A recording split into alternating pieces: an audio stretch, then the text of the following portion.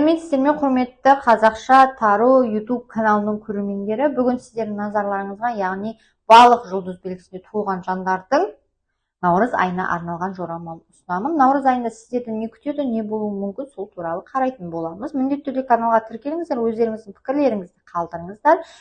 Және жеке сұрақтарыңыз болатын болса, маған WhatsApp номерге жазсаңыздар болады. WhatsApp номер видеоның астында көрсетілген.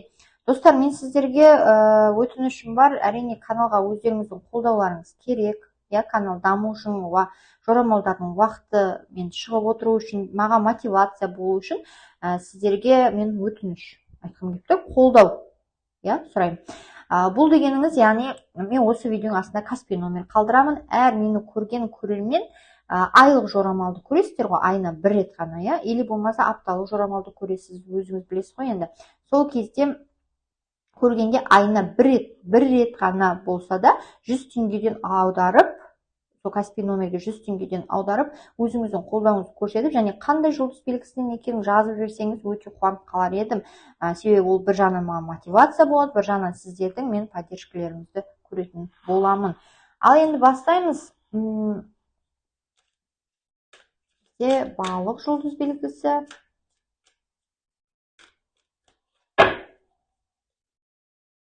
Наурыз айы. 5 карта ғой, білесіздер, 5 карта шығарамын, сол 5 карта бойынша істеймін, айды айтамын. Әрине, мен карталарды көріп шығармаймын, сол себепті де қандай карта шығатын білмеймін.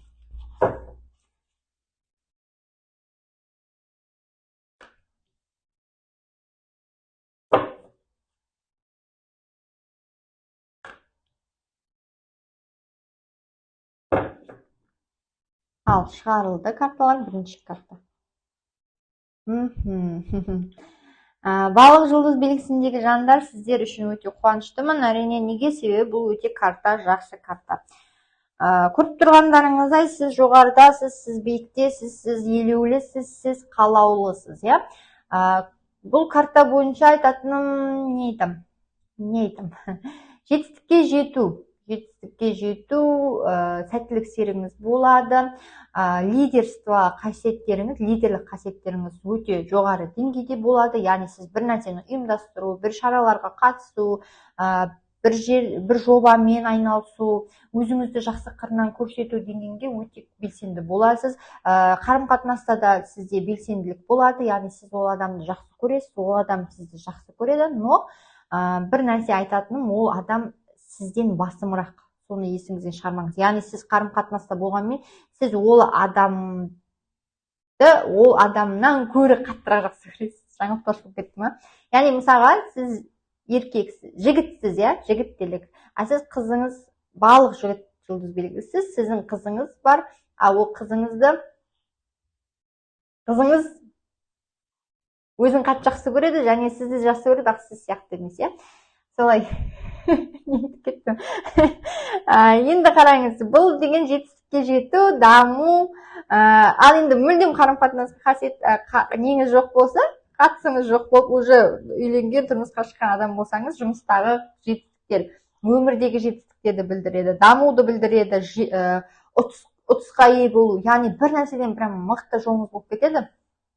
Толығулар, ақшалай толығулар, командаңыздың толығуы, әріптестеріңіздің көбеюі, или жаңағы жұмысыңыздың дамуы, процветание, дамуы да болуы мүмкін. Солай, денсаулық жағдайыңыз өте керемет болады. Ауырып жүрген болсаң, жазылу бар, жақсару бар, күшіңізді жинақтау бар, активный боласыз, өте белсенді боласыз. Керемет карта, прям мықты карта, жақсы карта.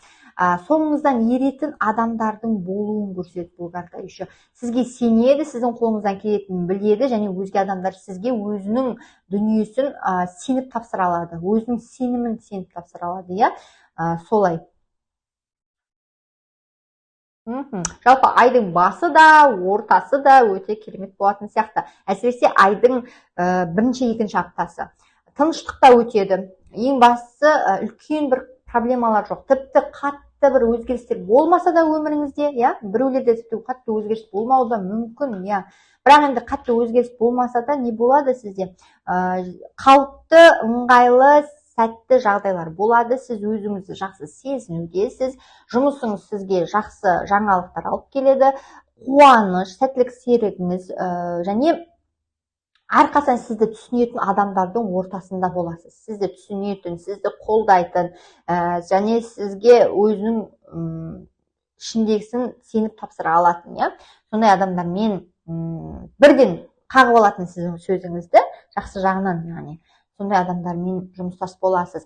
Белсенділік, сенім, сәттілік серігіңіз болады, жұмысыңыздың барлығы өзіне жақсы нәтижесін береді, яғни жемісін береді.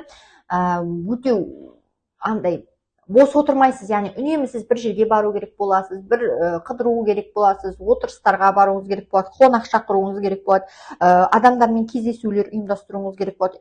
Яғни сондай үнемі айналаңыздың барлығы адам болады. Жалғыздыққа қалып қоймайтыныңыз точно. Солай. Тағы не, сәттілік серігіңіз болады деп айттым, денсаулық жағдайыңыз егер бір жеріңіз ауырса, жақсы болады, жақсарады, жазылады. Полный прям уақытыңыз болмауы мүмкін, сізде тек жұмыс, үй, отырыстар, кездесулер, ұйымдастыру бір жобаны, сондай сияқты болады. Тағы не? Әрекет етіңіз және өзіңізбен бірдей ойдағы адамдармен бірге әрекет етіп жұмыс істесеңіз, ісіңіз жақсы нәтижесін береді. Өте жақсы карта. Бұл біріншіден, екіншіден бұл карта старший аркан, негізгі карталардың бірі. Сондықтан да сізге айтатыным, өміріңіз андай гармонияда, барлығы қалыпты, сабырлы темппен, өзінің әдемі темпімен өтеді. Баланс, яғни сіз барлық жағдайда баланс табасыз. Денсаулығыңызды да ұстап тұра аласыз әдемі қалпында, дене бітіміңізді де, сұлулығыңызды да, мысалға, және неңізді жұмысыңызда да барлығын контролировать ете аласыз, басқара аласыз, тұрақты күйде ұстай аласыз.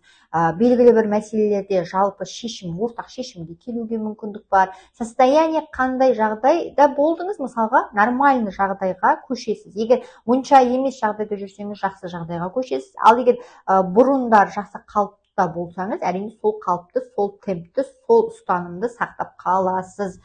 Барлығында да жақсылық, махаббат, тұрақтылық, ақшада да тұрақтылық, басқада да, яғни қандай салада да болмасын, сізде тұрақтылық болады. Конфликттік ситуациялардан шығуға мүмкіндік бар. Егер сіз бір нәрсені шеше алмай жүрген болсаңыз, біреумен бір ымыраға келе алмай жүрген болсаңыз, сол мәселені шешуге мүмкіндік беріледі сізге, және жақсы жағынан әрине. Жазылу, тұрақтылық, әдемі уақыт өткізу, керемет болу. Керемет. Енді бұл картада старший аркан, өте старший аркандар көп шығып кетті өміріңізде, значит, жақсы шығар, жақсы карталар ғой. Бұл картада енді еркек, өте мықты еркек бар. Мүмкін сіз сол адаммен танысасыз, мүмкін сол адаммен жұмыстас боласыз, мүмкін сол адамнан көмек сұрайсыз. Ол әртүрлі. Мысалға, ол сіздің күйеуіңіз болуы мүмкін, ол сіздің әріптесіңіз, жұмыстасыңыз, бастығыңыз болуы мүмкін. Сіз еркек болсаңыз да, әйел болсаңыз да, бұл общий расклад, так что ол еркекке де, әйелге де арналады. Или әкеңіз болуы мүмкін, или тағы бір ағаңыз, Бұл адам сіздің мәселеңізді шешуге көмегін береді. Өте сабырлы, өте айтқан сөзінде тұратын, және басқалардан да мықты талап ететін адам. Егер сіз біреуден көмегіңізді сұрайтын болсаңыз, сол адамның талабына көнуге дайын болыңыз. Тағы да айтатын, денсаулық жағдайыңыз жақсы болады. Біреулер тіпті отбасылық, яғни сізде отбасыда белгілі бір нәрсеге жауаптылыққа не қыласыз, яғни сізге жауапкершілік танытады, беріледі. Сіз или болмаса үйленесіз, отбасыға жауап беру керек болады, или сіз балалы боласыз, уже отбасыңыз көбейіп, жауапкершілігіңіз артады, или сіз белгілі бір нәрседе жауапкершілікті аласыз өзіңіздің қолыңызға. Сондай карта бұл. Еще сізде мысалы отбасыдағы, мысалы әке шешеңіз бір жерге кетіп бара жатыр, сізге үйдегі басқа жандарға жауапты ретінде алып қалуы мүмкін. Сондай сияқты да білдіреді. тағы не, жұмыстағы жауапкершілік, яғни жұмыста да сондай бір жауапкершілік артып тұр. Сізге осындай бір нәрсеге жауаптысың, сен істейсің осыны, және сен жауап бересің осы нәрсеге деп жауапкершілікті артады. Және сол жауапкершілікті сіз амалсыз да, тіпті қаласаңыз да, қаламасаңыз да мойныңызға аласыз, жауап беруге тура келеді, істеуге тура келеді. Түсіндіңіз ба? Сондай сияқты жағдай болады. Тағы не, бірақ енді уайымдамаңыз, жақсы атқарып шығасыз. Қолыңызға мүмкін белгілі бір деңгейде билік беріледі, және соған қарай бір белгілі бір деңгейде күшіңізді жинастыра бастайсыз. Яғни күшіңіз де қалыптаса бастайды, көбейе бастайды. Барлығына үлгеру, шешу, даму, жүгіру, тағы не, сондай мәселеде жүресіз. Балалы болу мүмкіндігіңіз бар, ұлды болу әсіресе. Или болмаса әке атану, ата атану, яғни статусыңыздың өзгеру мүмкінсіз. Бала көтеруде мүмкінсіз. Әйел болсаңыз. Денсаулық жағдайыңыз мықты болады, барлығы керемет болады, өте жақсы. Кішкентай емес, үлкен дүниелерді шешуге жүгіруіңіз мүмкін. Күрес.